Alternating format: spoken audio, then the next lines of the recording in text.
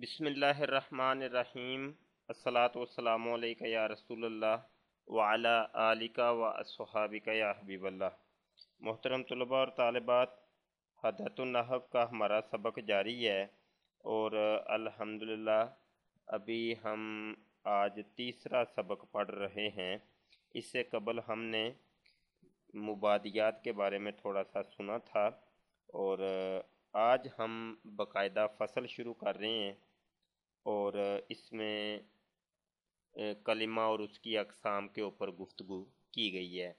सबसे पहले हम इबारत पढ़ेंगे, उस पर इराब लगाएंगे, उसके बाद बामुहावरा तर्जुमा करेंगे और उसके बाद कोई सरफ़ी नाहवी थोड़ी सी गुफ्तगू और तरकीब होगी और किसी कलमे की अगर तालील हो रही होगी तो वो भी करके आपको दिखाएंगे इंशाल्लाह। और ये सिलसिला हमारा पूरी किताब के अंदर यकसा है, इसी तरीके से हम पूरी किताब पढ़ रहे हैं। चलें जी, इबारत सुन लें। बिस्मिल्लाहिर्रहमानिर्रहीम। फसल अल कलिमतु लफ्ज़ुन वुदिया लिमानन मुफरदिन वहिया मुनहसिरतुन फ़ी सलासति अक़सामिन इस्मुन व फ़ेलुन व हरफुन लिअन्नहा इम्मा अन ला तदुल्ला अला मानन फ़ी नफ्सिहा व हुवल हरफु औ तदुल्ला अला मानन फ़ी नफ्सिहा व यक्तारीना मानाहा बि अहदिल अज़मिनति सलासति व हुवल फ़ेलु औ तदुल्ला अला मानन फ़ी नफ्सिहा व लम यक्तारिन मानाहा बिही व हुवल इस्मु। यहाँ तक आज हमारी इबारत है। आइए इसका तर्जुमा सुन लें। कहते हैं कि फसल है कलमे के बारे में। कलिमा वो लफ्ज़ है कि जो एक माना के लिए वज़ा किया गया हो। वाहिया मुनहसिरतुन फ़ी सलासति अक़सामिन, और ये 3 किस्मों के ऊपर मुनहसिर है, इसम, फेल और हरफ पर। इसलिए कि लिअन्नहा, इसलिए कि या तो वो दलालत ना कर रहा होगा, अन ला तदुल्ला, दलालत ना कर रहा होगा, अलामानन, एक माने के ऊपर, खुद बखुद, फी नफ्सिहा, यानी वो एक माने के ऊपर खुद बखुद दलालत नहीं करेगा, तो वह हुवल हरफु, बस उसको फिर हरफ कहेंगे। औ तदुल्ला, यहाँ इसके 2 इराब हैं, तदुल्ला पढ़ेंगे या तदुल्लू पढ़ेंगे, तो दोनों ही इराब दुरुस्त है। अगर तदुल्ला पढ़ेंगे तो ये पीछे एक गुजरा है जो अन, इसका अतफ उसके ऊपर डाल के इसको हम तदुल्ला पढ़ेंगे, यानी औ आया ना, तो ये पिछला अन जो है ना इस फेल मुजारे के ऊपर भी अमल कर रहा है, तो इसलिए तदुल्ला पढ़ेंगे। और अगर आप अतफ ना डालें तो फिर इसके ऊपर तदुल्लू पढ़ेंगे, यानी अलग से एक ये जुमला शुरू हो रहा है। बहरहाल आप जो इराब देंगे ये तरकीब आपके अपने हाथ और इख्तियार में है। तर्जुमा भी फिर आपने उसी इतबार से करना है जो आपने इराब लगाया होगा। हम इसको तदुल्लु कह लेते हैं इधर, तो तदुल्लु अला मानन फी नफ्सिहा, या वो दलालत कर रहा होगा अपने माने पर खुद ब खुद, और उसके साथ 3 ज़मानों में से कोई एक ज़माना भी मिला हुआ होगा तो वो कहलाएगा फेल।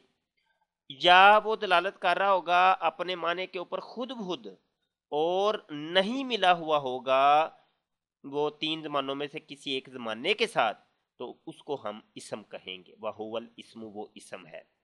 ये हो गया बामुहावरा तर्जुमा। आइए सरफी नहवी थोड़ी सी गुफ्तगू कर लें। ये है जनाब अल कलिमतु, और कलिमा ये खुद मस्तर के तौर पे यहाँ आया है, लेकिन ये इसका मादा असली है काफ लाम मीम। ये कलिमा के ऊपर जो है सबसे पहले देखें कि अलिफ लाम लगा है, और अलिफ लाम की मैं एक दफ़ा आपको यहाँ पूरी डिटेल बता देता हूँ, बार बार जब आएगा तो इंशाल्लाह आपको फिर ज़्यादा दिक्कत नहीं होगी। الف لام کی ابتدائی طور پہ دو قسمیں ہوتے ہیں، یا تو الف لام اسمی ہوتا ہے یا الف لام حرفی ہوتا ہے۔ الف لام اسمی وہ ہوتا ہے کہ جو اسم فاعل اور اسم مفعول کے اوپر آتا ہے، اس کو الف لام اسمی کہتے ہیں، اور جو حرفی ہوتا ہے یہ اسم فاعل اور اسم مفعول کے علاوہ جتنے بھی الف لام ہوتے ہیں اس کو الف لام حرفی کہتے ہیں۔ تو الف لام حرفی جو ہوتا ہے وہ چار معنوں کے لیے آتا ہے، چار مختلف چیزوں کے لیے آتا ہے۔ اس کو ہم جو ہے آپ کو کتاب میں سے کھول کے دکھاتے ہیں، پھر آپ کو صحیح سمجھ آئے گی انشاءاللہ۔ جناب یہ تسہیل النحو پہ آگے، یہ تو آپ پڑھ چکے ہیں فرسٹ سیمیسٹر کے اندر، اور یہ سبق نمبر 61 ہے، یہاں حروف غیر عاملہ کی تفصیل۔ نیچے دیکھیں یہ الف لام کہتے ہیں، اس کی تین قسمیں ہیں، تعریف کے لیے ہوگا، بمعنی اللذی ہوگا یا زائدہ ہوگا۔ تعریف کے لیے ہوگا تو یہ اس میں نکرہ کو معرفہ بنا دیتا ہے، جیسے جاءنی تلمیذ، میرے پاس خاص طالب علم آیا۔ یہ تلمیذ کے اوپر الف لام جو ہے یہ اس تعریف کے لیے ہے، یعنی خاص کرنے کے لیے آیا ہے، یعنی معرفہ کرنے کے لیے آیا ہے۔ پھر کہتے ہیں کہ اس کی آگے چار قسمیں ہیں، یا تو کیا ہوگا جناب، جنسی ہوگا یا استغراقی ہوگا یا عہد خارجی ہوگا یا عہد ذہنی ہوگا۔ یہ وہی قسمیں ہیں کہ جو ہم نے حرفی الف لام حرفی کہا تھا نا، یہ وہ ہے۔ کہتے ہیں جنسی، یہ اپنے مدخول کی ماہیت پر دلالت کرتا ہے، جیسے الرجل خیر من المرأتی، جن سے مرد جن سے عورت سے بہتر ہے، یہ پوری جنس پر دلالت کر رہا ہے، یعنی مرد کی جنس، اور یہ پوری عورت کے جنس کے اوپر دلالت کر رہا ہے یہ الف لام۔ آگے کہتے ہیں کہ بھائی استغراقی، استغراقی یہ اپنے مدخول کے افراد پر دلالت کرتا ہے، یعنی پورے فرد جو ہوتے ہیں وہ شامل ہو جاتے ہیں، جیسے الحمدللہ رب العالمین، الحمد کے اوپر الف لام، یعنی جتنی بھی دنیا میں حمد یعنی تعریفیں ہو رہی ہیں اس کے فرد ہیں حمد کے، تعریف کے، تو وہ تمام فرد شامل ہو گئے، اسی لیے ہم کہتے ہیں تمام تعریفیں، حالانکہ یہ خود حمد واحد ہے لیکن تمامیت کا جو ترجمہ پیدا ہوا ہے اسی الف لام استغراقی کی وجہ سے پیدا ہوا ہے کہ حمد کے تمام افراد اس میں شامل ہیں۔ آگے بھائی یہ عہد خارجی ہوتا ہے، یہ اپنے مدخول کے فرد معین یا فرد ماں بینہ متکلم و مخاطب پر دلالت کرتا ہے۔ کہتے ہیں کہ عہد خارجی وہ ہوتا ہے کہ دو بندے جب گفتگو کر رہے ہوں تو متکلم جو بات بول رہا ہو تو مخاطب کو بھی وہ سمجھ آ رہی ہو، تو یہ ایسا فرد معین جو ہوتا ہے اس کے اوپر دلالت کرتا ہے، تو اس کو عہد خارجی کہتے ہیں۔ جیسے وما آتاکم الرسول فخذوہ، تو یہاں دیکھیں کہ جو تمہیں اللہ کا رسول دے وہ لے لو، تو اللہ کا رسول سے مراد کون سے رسول ہیں؟ یہ الف لام جو رسول کے اوپر آیا ہے یہ اللہ کو بھی پتہ ہے، رسول کو بھی پتہ ہے، ان کے امتیوں کو بھی پتہ ہے کہ اس سے مراد محمد عربی صلی اللہ علیہ وسلم ہے، کوئی اور رسول مراد نہیں ہے، یعنی متکلم و مخاطب دونوں کو اس کا پتہ ہے، تو اس کو عہد خارجی کہتے ہیں۔ ایک عہد ذہنی ہوتا ہے کہ یہ اپنے مدخول کے فرد غیر معین پر دلالت کرے، مطلب پتہ نہ ہو کہ اس سے مراد کون ہے، جیسے اخاف ان یاکلہ ذئب، میں ڈرتا ہوں کہ اسے کوئی غیر معین بھیڑیا کھا نہ جائے۔ یہ دیکھیں یہ جو ہے نا یہ ازیب کے اوپر یعنی بھیڑیے کے اوپر جو الف لام آیا ہے، تو اب پتہ نہیں اس سے مراد کون سا بھیڑیا ہے، حضرت یوسف علیہ السلام کے وہ واقعے کی طرف اشارہ ہے نا، تو مراد یہ ہے کہ بھائی غیر معین کو معین نہیں ہوتا، تو اس کو کہتے ہیں عہد ذہنی۔ آگے ایک بمعنی اللذی ہوتا ہے کہ جو اسم فاعل اسم مفعول کے اوپر آتا ہے تو وہ اللذی کے معنی میں ہوتا ہے، اور ایک زائد ہوتا ہے کہ جو بھائی علم کے اوپر آتا ہے، جیسے الحسن والحسین وغیرہ۔ تو یہ الف لام کی قسمیں میں نے آپ کو سمجھائی ہیں۔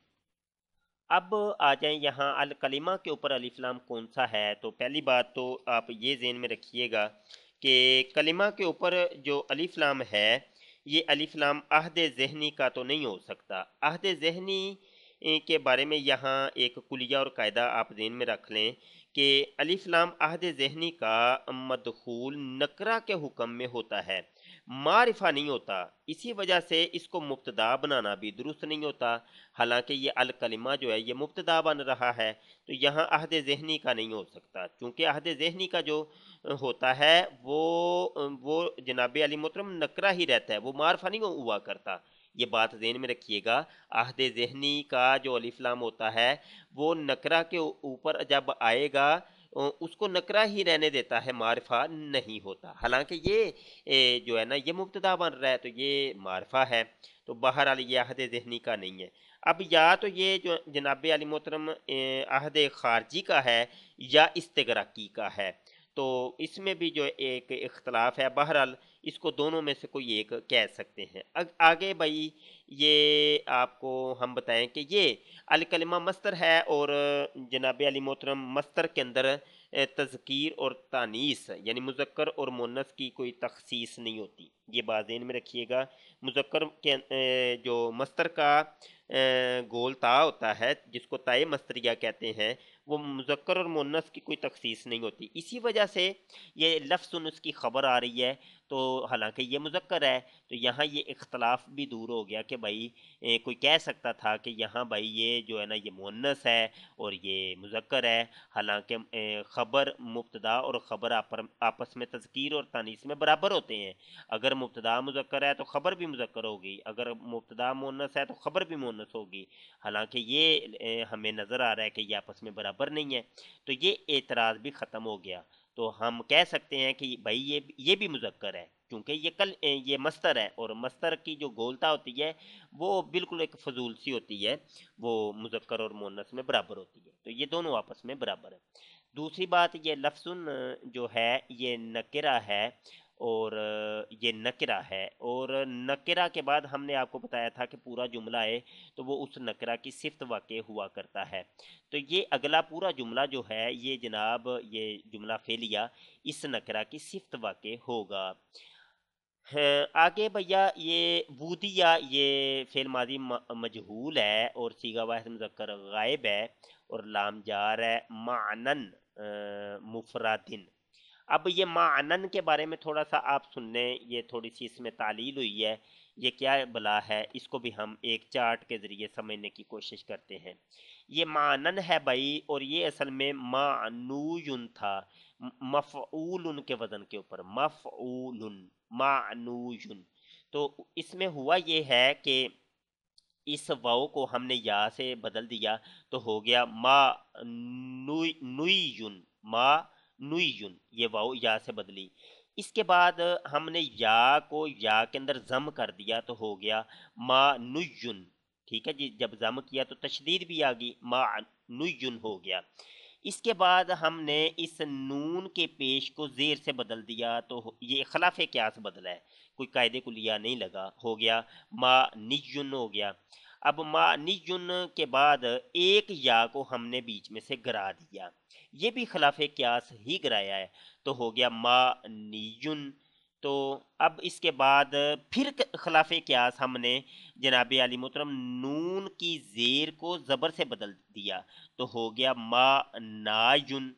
تو ما ناین کو اب کھول کے اگر لکھیں گے تو ایسے ہو جائے گا ما ناین، دیکھیں نا اس کو کھول کے جب لکھیں گے آپ تو یہی ہو جائے گا نا ما ناین۔ اب ما ناین کے اندر ہم نے یہ کیا کہ یا کو الف سے بدل دیا، ہو گیا ما نا، یہ ما نان، اب یہ پڑھا نہیں جا رہا نا، اب یہ دیکھتے رہیے گا ہم کر کیا رہے ہیں، اب پڑھا نہیں جا رہا، اب اجتماع ساکنین کی وجہ سے جو حرف علت ہے وہ گر جاتا ہے، یہ بھی ایک قاعدہ ہے، تو الف بیچ میں سے گر گیا تو ہو گیا ما نن، یعنی یہ نون کا زبر اس نون ساکن سے مل جائے گا تو ہو جائے گا ما نن۔ اب ما نن آپ ذرا غور کریں، اوپر سب سے چلے جائیں تو ہو گیا ما نن۔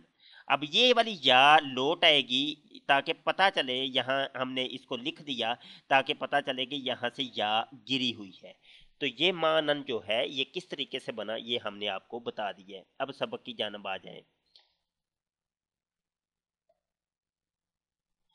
जनाब अली मोहतरम लिमानन मुफरदिन, ये असल में जरी हालत में ही है, लेकिन हमें ये चूंकि अभी हमने आपको बताया कि मानन कैसे बनाए, तो ये अब एक हिसाब से जामिद हो गया है और ये ऐसे ही लिखा जाएगा, लिमानन मुफरदिन।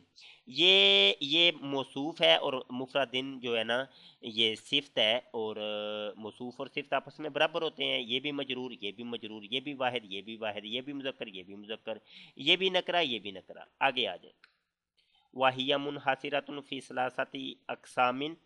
और भाई अभी ना सबक थोड़ा सा हमारा तवील हो गया है, तो अभी इतना ही रहने दें, क्योंकि तालील भी हमने सीखी है।